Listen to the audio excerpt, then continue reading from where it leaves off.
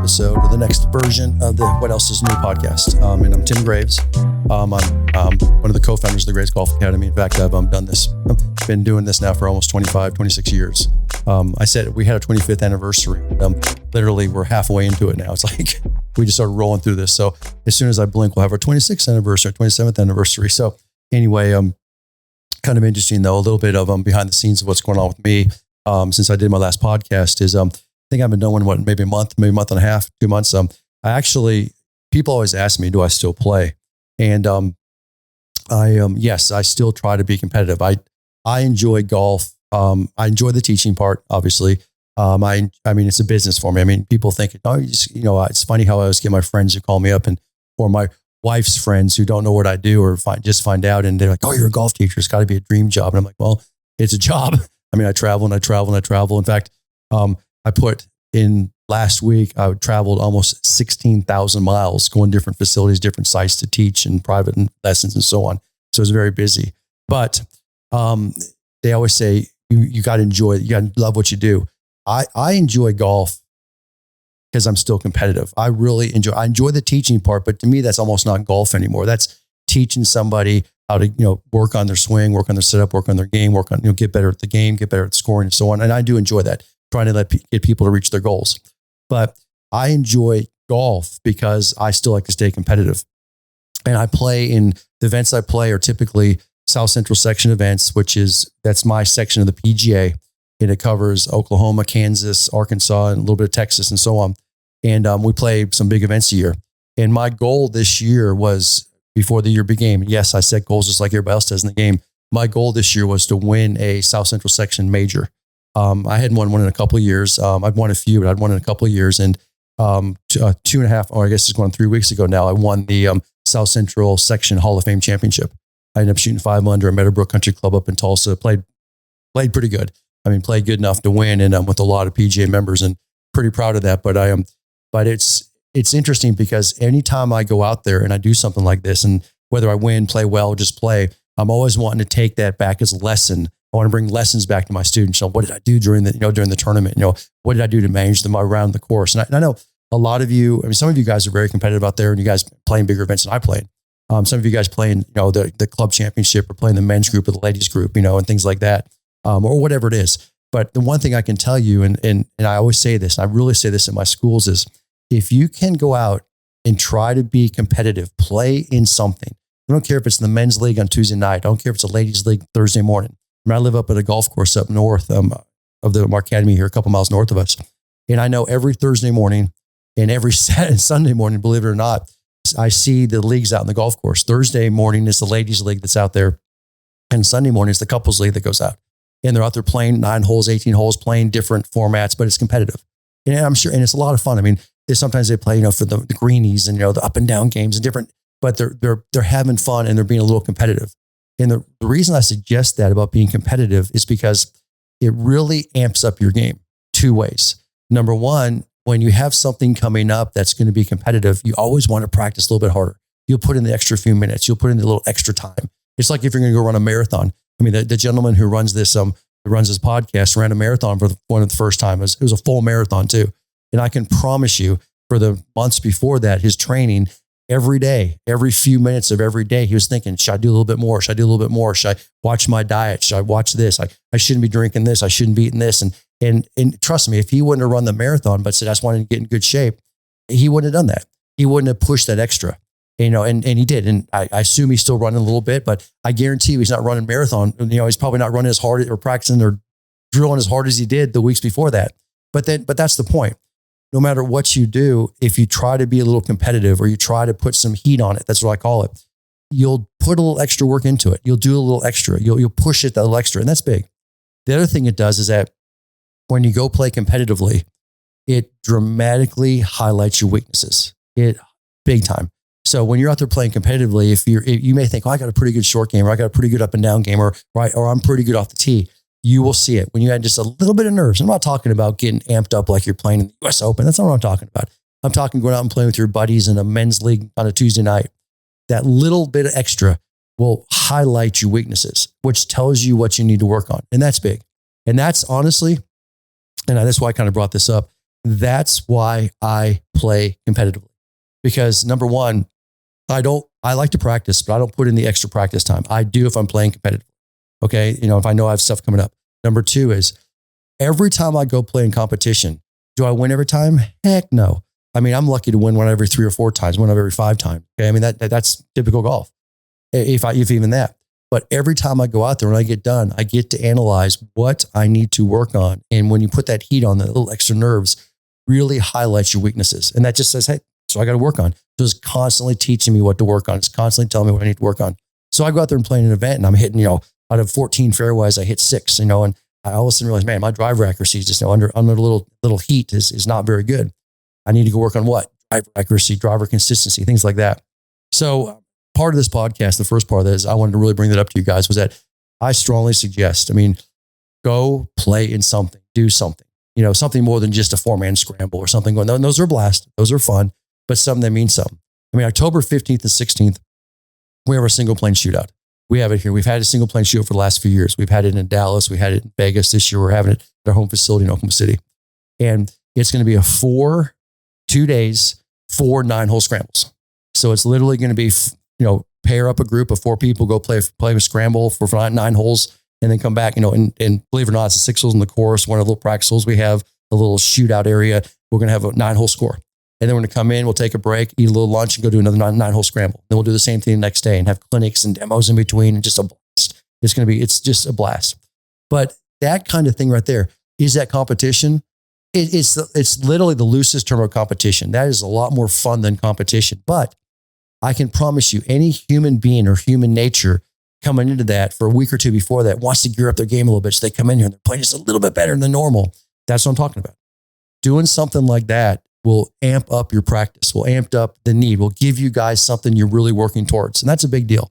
So I always suggest if you can do something once a month, once every couple of weeks, really do, especially during golfing season, because it really highlights the need for practice and trying to get that little extra practice in, and really highlights what you need to work on when you're playing those events. And then use that event as a learning experience. Don't use that event as, I have to win or lose, or, I can't believe I played that bad, or I got lucky and played that good, whatever it is. Use it as a learning experience. Even if you play great, even if you went, I promise you, even if you went into that event and you played the round of your life, it was like you came down and go, that was like somebody I didn't even know I played so good. I promise you'll still find a half dozen things to work on when you walk away from there, and then prioritize them. So walk away and say, hey, I didn't drive the ball well. I didn't putt well. My short game was pretty good. I didn't hit my mid irons good. Okay, which one do you need to work on the most? Which is the most important? And prioritize it. And that gives you even time after the event that you want to go and hyper focus on some more practice. And that's big. So I always get the question, do I play? Yes. Do I play competitively? Yes. Why do I? I just named it because it makes me want to practice. If I'm not playing competitively, I'm just like everybody else. I will practice, but I'm kind of like the lazy man out there. I'll go put a little practice in to say I did it. And I've always got 10 other things I need to do. When I'm playing competitively, I'll put that extra time in. I love doing that. That's what I always do. So anyway, but I've been lucky enough in the last 2 out of the last 3 weeks. I've actually won 2 events, and a lot of you guys know Shannon Friday. Shannon Friday used to work for me. Now he teaches on his own here. He's got a little private instruction thing in a private country club here, and but Shannon's one of my dear friends. He was like a second brother to me, and one of my dearest friends in the world. And we went up and played a tournament up in Enid, Oklahoma, at a really great golf course, and won a little 2-man. It was all day. It was a 36-hole best ball. It was an alternate shot, and it was a scramble followed by an alternate shot. It was like 110-degree heat index. It just was brutal. I think I slept for like 24 hours after that event, but we ended up winning by a shot, and I just had a blast playing with Shannon. So 2 weeks in a row, I got to go out a nice little, brought some trophies home, and it was really cool. But anyway, the other thing I want to talk about in this podcast real quickly is a little bit about our Single Plane University. And I really want to highlight this and bring this up because I think there's been some misinformation out there. I think there's been maybe just not good information going out there. Maybe whatever. I mean, I don't know how you want to say this, but we started it's been about 6 months ago now, maybe a little bit longer. Now we've been thinking about this for like a year and a half, 2 years, but we started a program or a unit or a section at Graves Golf. This is its own category. It's its own division at Graves Golf called the Single Plane University. Okay. And what the Single Plane University is, what we've set up, it's an instructional based program that is set up like if you're going to a college or going to a university course. And what it is, it covers different topics, okay, and very specific topics that we cover and train and teach and train over between 30 and 45 days for those particular topics. For example, the topics that we've already released, we had a single plane university in putting. We had a single plane university called Single Plane University Range, or how to practice on the range. We had a single plane university on chipping. Those are the 3 that have been out already, okay? And what the single plane university is, it was all deemed around because of the single plane 30 program that was out. And the single plane 30 program was released, I think like a year and a half ago. And basically what the single plane 30 program was, and it was brought about because of you guys. It was brought out because you guys said, I want to be able to go step by step by step. This is what you do first. This is what you do second. This is what you do third. This is what you do fourth in a training type situation. This is all stuff you do at your own place. So you can do it and a majority of it you can actually do inside. That's just a little side note here, but this is stuff you can do at your own place, at your home course, at your home facility, in your home. Okay. And what it is when that unit starts. So on day 1, you get a little bit of this. You say, okay, we're going to do this on day 1.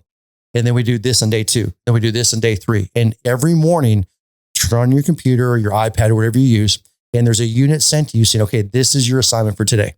This is your assignment for today. And most of these assignments take 10 or 15 minutes if you're lucky. I mean, maybe 20 at the most. Now, you can do them again and again and again. You could do it for an hour, 2, 3 hours a day if you wanted, or you can just do it for the 10 minutes of the day, okay?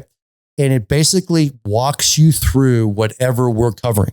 Like this last one I just did was chipping. And for literally, it was a 42-day or 43-day unit. And literally for the first 15 days, we just went over the core fundamentals. This day 1, this is how you grip it. Day 2, this is your backswing, or your position 1. Day 3, this is your backswing. Day 4, this is your stance. We literally went through that. And then we worked into drills. Then we worked into some advanced drills. We worked into how to take it on the golf course. And we worked on different situations like high grass chipping, low grass chipping, tight lie chipping, how to chip on side hill lies, uphill lie, downhill lies. So we worked through the entire unit. So we covered everything you could possibly imagine in chipping, from the core fundamentals all the way up into how to take it onto the golf course. That's what the Single Plane University is. It's a step by step by step program. I want you to do day 1, day 2, day 3. Then during that time you're in that Single Plane University, or that you're in that unit, as you call it, or that course, you're working with the coach. There's certain times we'll call up and say, hey, send in a video to the coach at this time that we want to see this, and make sure you're on the right path. Send in a video on this. We want to see this. Okay. And make sure you're on the right path. Now, whether you choose to send in the video or not, that's up to you. But these videos are extremely simple. It's take your phone, video it for a few seconds, send it in. It's that easy. And then you have a particular coach you send it to, and that coach looks at it and says, okay, he or she needs to do this, or you need to do this, or you need to do that, or it looks great. And they make sure you're on the right path. Because the last thing we want to do, let's say we're doing one on the driver, which is one we're doing right now. And let's say we talk about the grip, how to hold it, how to set up, the ball position, the stance, how far you are, the width of the stance. Well, all of a sudden we're in day 15 and we're working on driver optimization, launch angles. We're talking about how to hit high, how to hit low, how to even work the ball a little bit, how to hit downwind, into the wind. We're talking about different things to optimize your driver. And you have your width, your stance width is too narrow, or your ball position is bad, or your grip's too strong. Well, guess what? You're going to be lost in the program. I mean, you're not going to be lost, but you're going to be behind the 8 ball in the program. So what we do is every so often we say, hey, send in a video to the coach to make sure you're on the right path, to make sure you're up to where you need to be. And the other thing we do in the Single Plane University is we have Zoom sessions. So every so often we have where everybody that's in the program at that time can meet online. And whether it's me, whether it's Todd, whoever it is, it's at that time, you're talking to a coach. The group is like a group session and you're all in on Zoom. It's really simple. You guys all know how to use Zoom out there. You just go in, dial it up, boom, pop on Zoom. You're in the chat room, Zoom with everybody. Now it's an open forum. So, so all of a sudden you got John, you got Sammy, you got Susie, you got Ralph, you got Sally. They're all on this thing together. And you're just talking about what you've done for the first week or the first 2 weeks of the unit, this course. And it's great. So it's an open forum of what's going on. And then it's an open Q&A, and the coach will be there in that Zoom session live. It's like having a webinar live just over that program. And you have those routinely. The other thing you have is you have a check system. So every day we say, have you completed this? Have you completed this? Have you completed that? So as you see, it's just like being in a classroom or a university sitting at home. And that's the way we set the Single Plane University. And the reason we did that is because of the success we saw and how much you all like the Single Plane 30, which is our basic information on the full swing. Okay. Our basic information. All the Single Plane University is like that on steroids, going very much in depth. We're going to have a Single Plane University on how to hit hybrids. We're going to have a Single Plane University on how to hit fairway woods. We're going to have a Single Plane University on pitching. We're going to have a Single Plane. We're literally going to have things. I mean, I cannot stress enough. We've already got another 10 units we've already written out that we're going to cover. We're going to have a Single Plane University just on flexibility for the single plane swing. We're going to have a single plane university and how to gain distance just in the single plane swing. I mean, we're going to do things like that you can walk these programs step by step. Because think about it. If you're getting a DVD or at home, you're on your own. If you all of a sudden watch a plane talk or a 10% show, you watch it for an hour, now you're on your own. Now you can send in videos to the coach and you can work on things with the coach, but it's not going step by step, like step 1, step 2, step 3, step 4. And the one we have coming up right now, and I believe it's just in a few days, it's August 11th. So I believe this webinar is going to go just before, but you guys may hear this just after, whatever, is going to be driver optimization. And driver optimization is 100% about how to hit the driver further, how to hit it more consistent, how to hit it more accurate. That's what it's about. Because remember, the 3 most important clubs in your bag for scoring, no doubt about it, are in this order. Number 1, your putter. Almost accounts for 50% of your scoring. Number 2 is your driver. Number 3 is your most lofted wedge in your bag. Everything else just fits around those. Did you hear what I just said? So if you're going to go practice right now and you want to take anything out of this, you go right now and put this practice session down. 25% of your time with the putter, 25% of your time with the driver, 25% of your time with your most lofted wedge. I want you to go chip, pitch, do some bunker work with that most lofted wedge. 25% of the time with everything else in the bag. Your 6-iron, your 7-iron, your hybrids, your fairway woods, all the other clubs in your bag is just 25% of the time. And when you go look at your scoring, you'll see very quickly how 75% of your scoring, if not more, occurs between your most lofted wedge, your putter, and your driver. So if you're not hitting your driver well, if you're not hitting it with some decent distance, if you're not hitting it for distance that matches your age, if you're not hitting it for distance, things like that, you're behind the 8 ball. If you're not hitting fairways, if you're having to hit out of rough to hit greens, you're behind the 8 ball. If all of a sudden one drive you hit 260, next one you hit 180, well, guess what? You happen to hit that 180 on the 380-yard par 3 or par 4. You got 200 yards left into the green. You're not going to score from there. That's the whole point. Developing consistency, it's optimizing consistency, optimizing distance, okay, and optimizing accuracy. That is the key. And that's what the driver optimization is all about. And that's why we're really, really, really talking about this and really pushing this hard. Now, the plane talk I have coming up, and it's on Thursday night, and the plane talk I have coming up, and I believe it is going to be on the 7th. I think it was actually aired. So if you hear this late, it was aired on August 7th, but there was a portion I put in the front of that plane talk was the very first thing I put on there. And it was the first time these stats have probably ever been shown in the golf industry. And I kind of showed this to the guys in here to kind of freak them out. And I know, I came up with the stats. I showed them. I did some calculations. I did some equations. I'm a biostatistician by trade. That's what my degree is in. That's one of my degrees. That's one of my background. That's what I did for many, many years. So I do a lot of statistical analysis. So I'm a numbers guy. And it was very interesting because the statistics I presented in this plane talk were all about this. When you look at the normal stats in golf, it shows that this was done by 100,000 rounds of golf by the United States Golf Teaching Foundation. They did these 100,000 rounds of average golfers. And they said, if you want to be a scratch golfer, you have to hit a 242. If you want to be a 10 handicap, you have to hit a 230. If you want to be a 20 handicap, you got to hit a 210. And I think if you had to be a 30 handicap, you had to hit 200 yards. Okay. That's what they said. So these are the numbers you had to match on average to hit those categories. Okay. And that's one of the categories they did. Well, what I did is I took those numbers, I took those stats and I correlated them out. I said, okay, here's the deal. That was for all golfers, which a lot of those all golfers are 25, 30, 35 years old, even younger golfers. Okay. I said, let's correlate those out. Let's say right now that you are a 60-year-old golfer, you play the tees you should play. So instead of playing 1,600 yard tees, you play 5,800 yard tees. That's the tees you should be at. Okay. Being that age. So you play those tees 5,800 yards.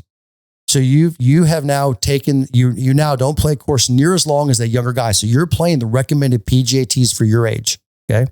How far do you now have to hit it to be a scratch player? How far now do you have to hit to be a 10 handicap or 20 handicap? So I correlated those out. It was very shocking because, ladies always ask me, they go, I'll never hit 242.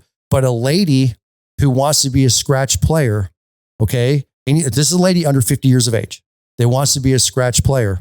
If she's playing ladies tees, she only has to hit the driver 198 yards to be an average distance to be a scratch player.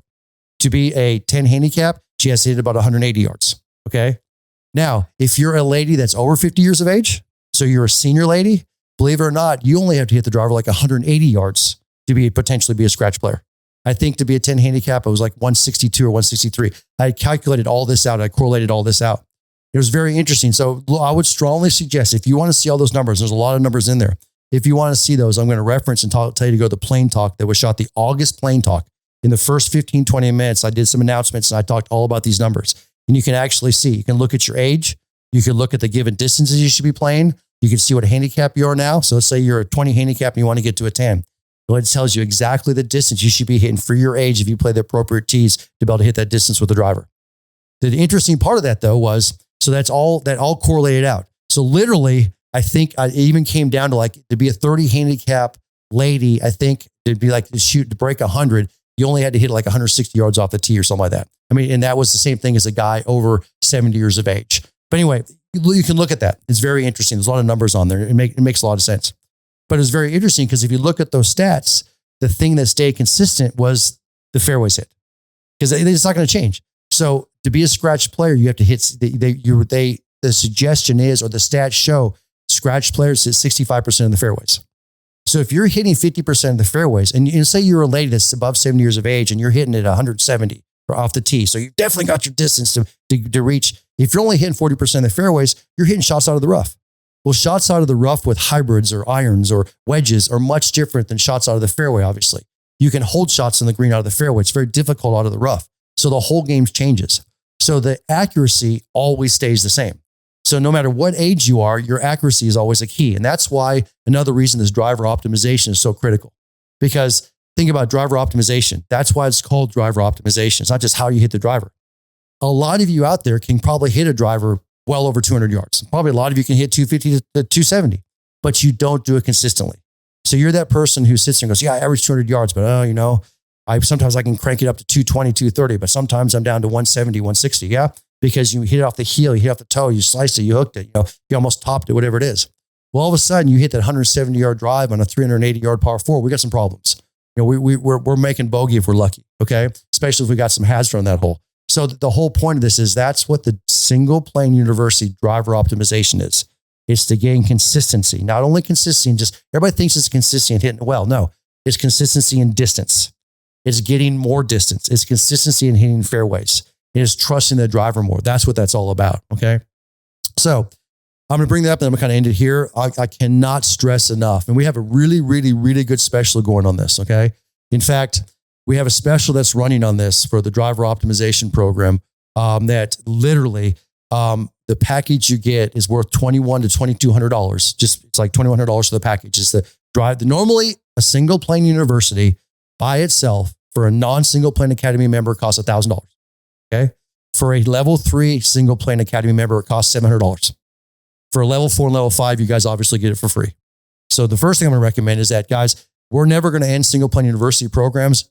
Get in level 3 or level 4 or level 5 of Graves Golf. Get in there because you get these every month, one after another, after another, after another, after another. That's what the Graves Golf is founded around now. It's these single plane university courses. That's number one. Number two, this one we're doing right now, we're throwing it to the wall. We're just going after it in this one. And the reason we're doing this is how important it is. And it's kind of like the introduction. We realize that a lot of people don't know what the single plane university is. So we said, we're going to cut this one down. We're going to cut the price down to get as many people in as we can, literally as many people in without overwhelming my coaches. Okay. So what we did is we gave a package. We put a package together. It's got the single plane university driver optimization course, which is normally $1,000. It's got the driving for distance information, which is like another couple $100. It's got flexibility and fitness information, which is another couple $100. It's got online coaching, which I think is $100 for that month. It's got more in the package. Normally that package is $2,100. Right now, we're giving that package to the public. Anybody who wants to sign up for $297, just under $300. Okay. The whole thing. Normally just the program itself is $1,000, but with everything else is $297. If you're a level 3 member of the Single Plane Academy, you get it for $197.